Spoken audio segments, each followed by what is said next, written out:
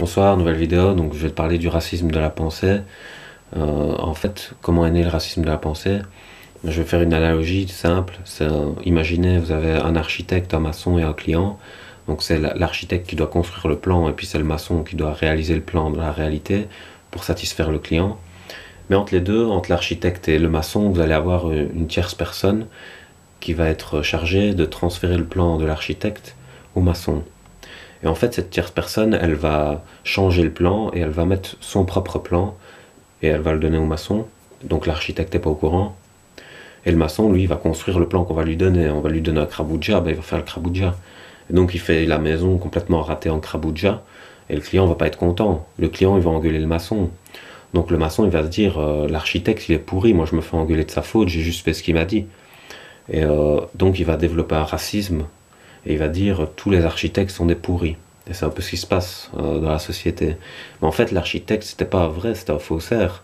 Et donc, il y a ça qui se passe, c'est que il y a un genre de transfert qui doit se faire. Par exemple, vous avez un traducteur.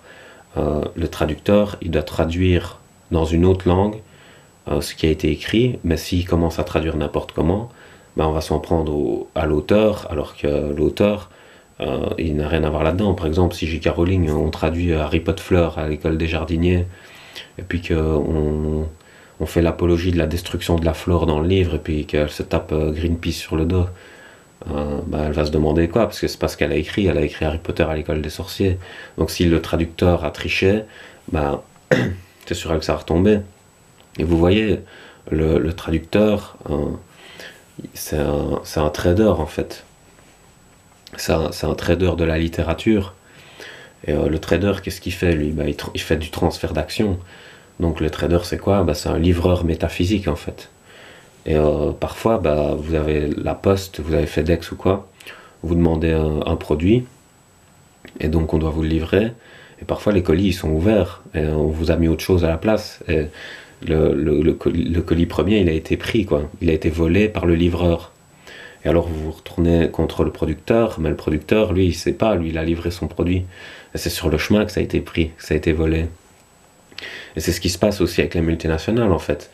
Vous avez les gens qui produisent dans les usines, mais à des prix déraisonnables et complètement abusifs.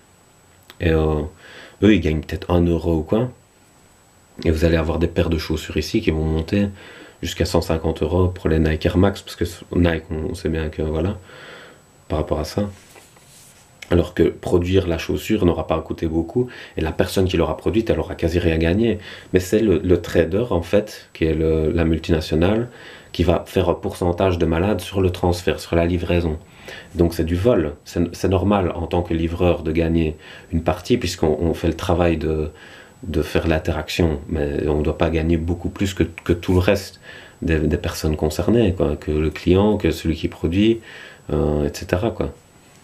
Donc voilà, c'était pour faire une vidéo sur ça. C'est comme ça que c'est développé le racisme de la pensée, c'est parce qu'il y a eu des imposteurs.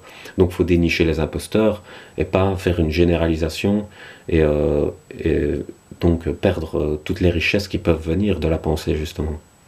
Voilà, je vous laisse, bonne soirée.